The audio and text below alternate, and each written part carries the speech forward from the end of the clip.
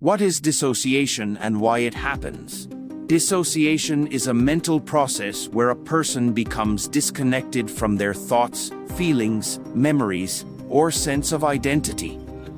It can feel like your mind is separating from reality or like you are watching yourself from outside your body. Some people describe it as feeling like they are in a dream or like life is not real. Others say it feels like they are going through the motions but are not really present. This experience can be confusing, frightening, or even comforting depending on the situation and the person going through it. Dissociation is more common than people think. In fact, almost everyone experiences it at some point. For example, you might be driving home and suddenly realize you do not remember anything about the last 10 minutes of the drive. Or you might be reading a book and someone talks to you, but you do not hear them because you are so deeply focused.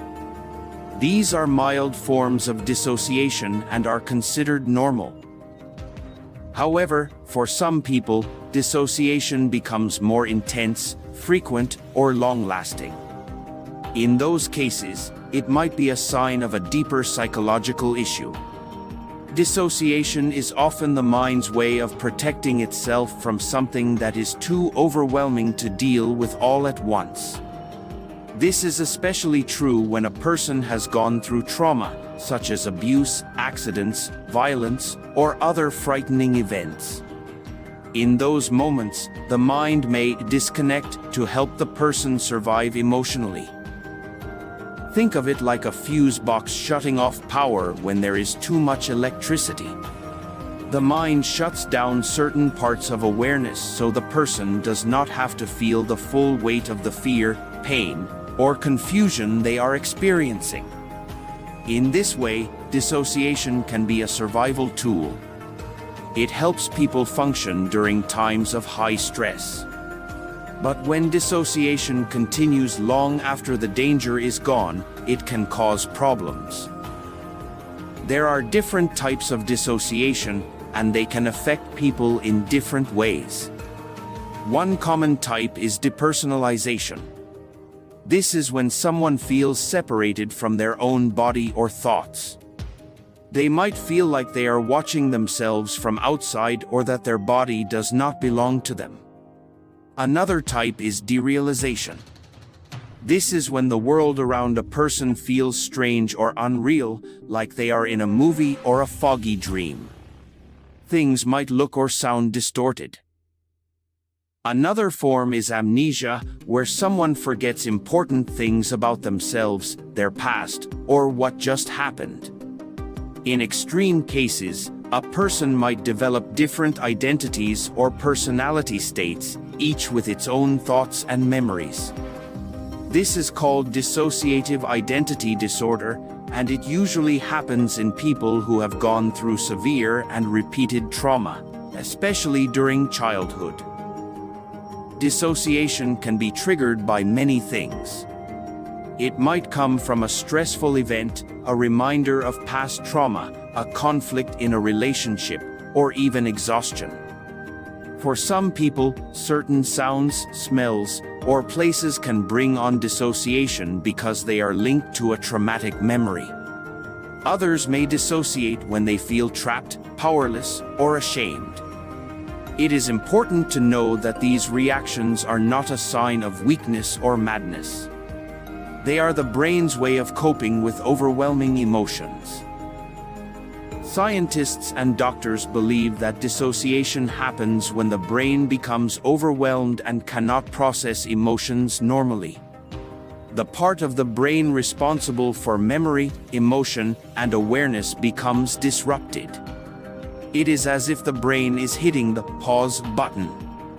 While this may help in the short term, it can create problems later on, especially if a person feels numb, disconnected, or confused for long periods. People who dissociate often struggle to explain what is happening to them. They may fear that they are going crazy or that no one will understand. That is why it is important to talk about dissociation and educate others about it. Mental health professionals can help people understand that dissociation is not something to be ashamed of. With the right support, people can learn how to manage it and heal from the things that caused it in the first place. Therapy is one of the most effective ways to deal with dissociation.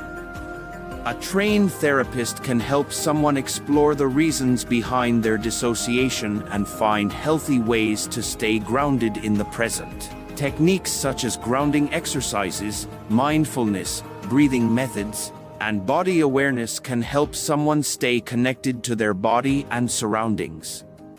Over time, people can build emotional strength and learn to feel safe in their own skin again.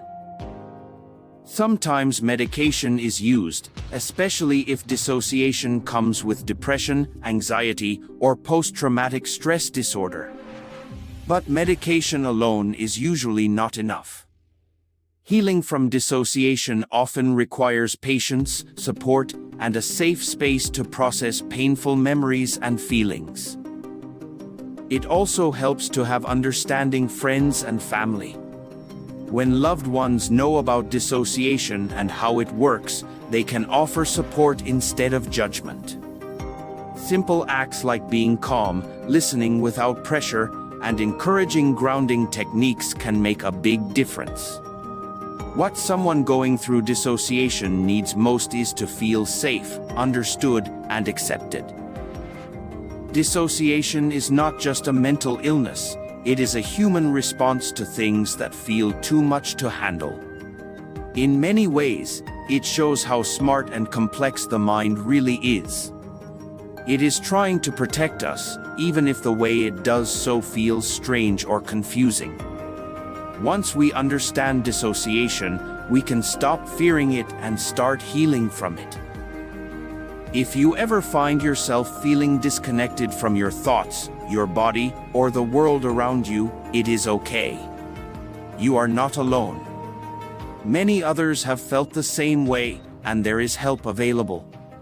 Talking to a mental health professional can be the first step toward understanding your experience and feeling more grounded and in control.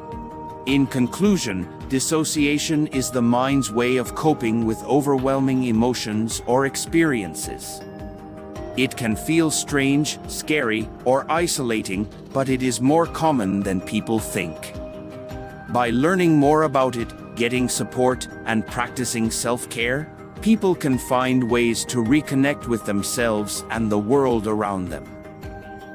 If you found this explanation helpful and would like to learn more about psychology, mental health, and how the mind works in everyday life, please like this video and subscribe to the channel. Your support means everything and helps us continue to bring you helpful and inspiring content. Thank you for watching, and remember, awareness is the first step toward healing.